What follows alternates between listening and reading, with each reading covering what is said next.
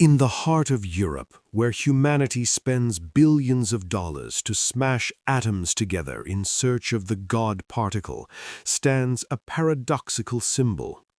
It is a 2-meter bronze statue of a dancing deity, Lord Shiva as Nataraja.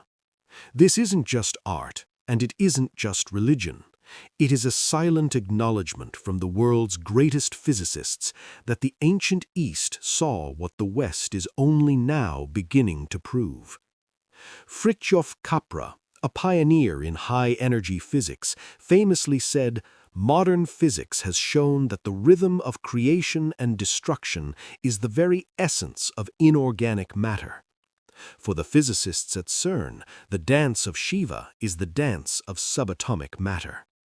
But why Shiva? Why not any other deity?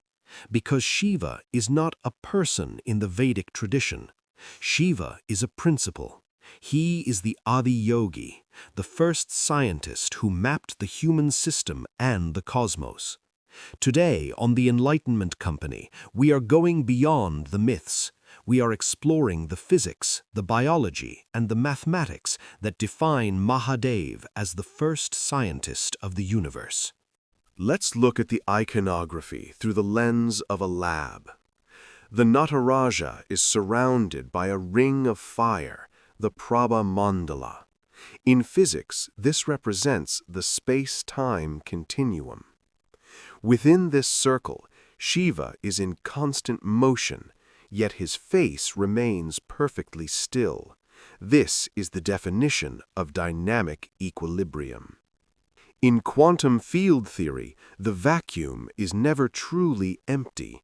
It is a seething field of particles popping in and out of existence, creation and destruction happening simultaneously.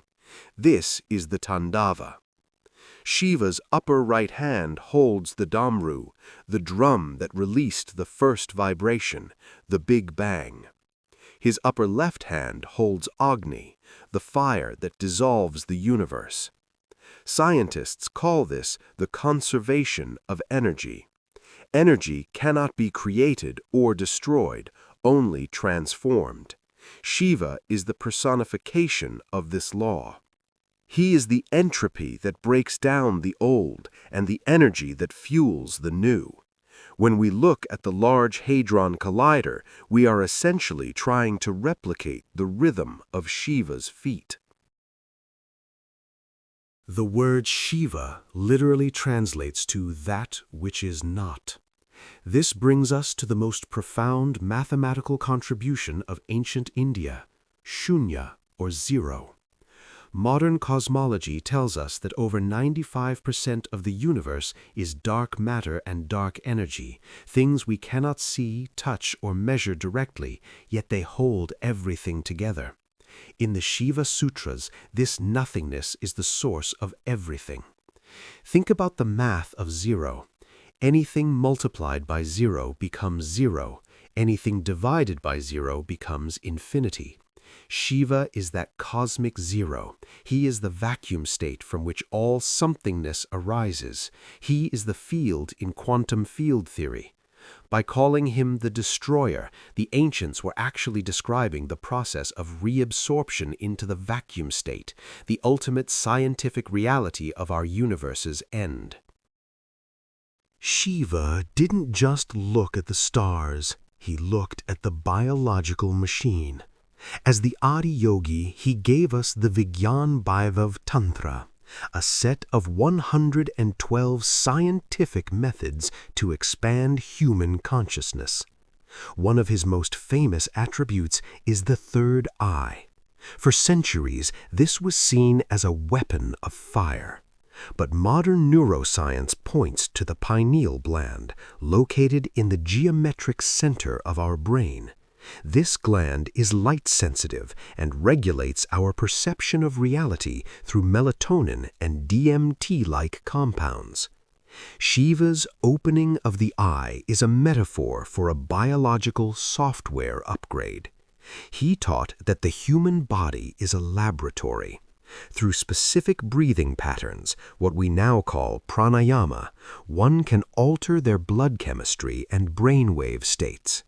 He wasn't preaching a religion, he was providing a manual for the inner technology of the human nervous system.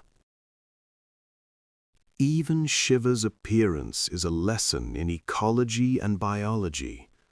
The Ganges in his hair represents the hydrological cycle, the preservation of water sources.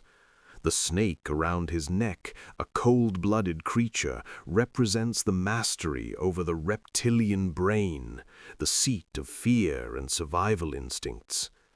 He is Pashupatinath, the Lord of Animals, reminding us that humans are part of a complex biological web, not masters of it. This is the essence of systems biology.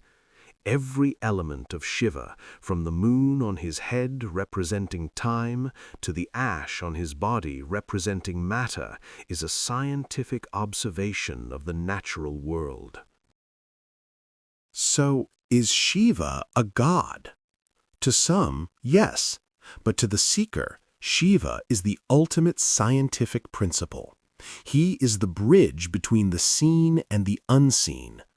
By calling him the first scientist, we recognize that our ancestors didn't just believe, they observed. They experimented, and they encoded their findings in the language of symbols so they would never be forgotten. As we move deeper into 2026, the gap between the lab and the temple is closing, and at the center of that union stands Shiva. Thank you for watching this deep dive on the Enlightenment Company. If you found this perspective valuable, help us spread the light by liking and sharing this video. Stay curious, stay enlightened.